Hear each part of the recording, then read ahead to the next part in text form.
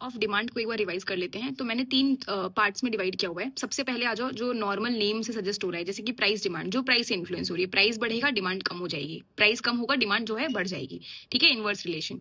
दूसरा आ जाता है आपका क्या, इनकम डिमांड, जो इनकम से डिपेंड कर रही है, बेसिकली इनकम के ऊपर डिपेंड कर रही है। इनकम बढ़ेगी तो डिमांड भी बढ़ेगी नॉर्मल गुड्स में, ठीक है, और इनकम कम होगी तो आपकी डिमांड भी कम हो जाएगी। ये हो गया आपका दूसरी डिमांड। तीसरी होती है क्रॉस इलास्टिसिटी, जिसमें हम सब्स्टिट्यूट इफेक्ट पढ़ते हैं और कॉम्प्लीमेंट्री पढ़ते हैं। अगर एक गुड का प्राइस, सब्स्टिट्यूट केस में अगर हम देखते हैं, तो एक गुड का प्राइस बढ़ेगा तो दूसरे गुड का जो है उसकी डिमांड पर क्या असर पड़ेगा, उसकी डिमांड भी इंक्रीज हो जाएगी। सब्स्टिट्यूट गुड्स में क्या होता है, एक पॉजिटिव रिलेशन होता है।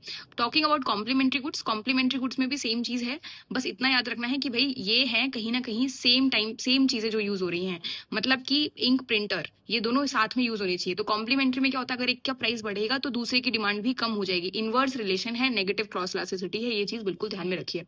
दूसरी बात आ जाती है अब सबसे important, that is composite demand. Composite demand ऐसी डिमांड होती है जो एक गुड के मल्टीपल पर्पसेस होते हैं। तो ये चीज आपको ध्यान में रखनी है कि अगर मल्टीपल पर्पसेस हो रहे हैं किसी गुड के, तो that is important for you to learn, ठीक है। दूसरी आ जाती है जॉइंट डिमांड। जॉइंट डिमांड को आप कॉम्प्लीमेंट्री डिमांड से याद रख सकते हो, कॉम्प्लीमेंट्री गुड्स की डिमांड से याद रख सकते हो।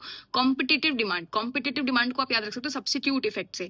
सब्स्टिट्यूट मतलब हम एक दो प्राइसेस में कंपटीशन चल रहा है, तो हम सब्स्टिट्यूट कर लेते हैं, चेंज कर लेते हैं, ठीक है। उसके बाद आती है दो छोटी छोटी, दैट इज ऑटोनॉमस, जिसको डायरेक्ट डिमांड भी बोलते हैं, जो किसी के ऊपर डिपेंड नहीं होती, इंडिपेंडेंट होती है, खरीदा और यूज कर लिया।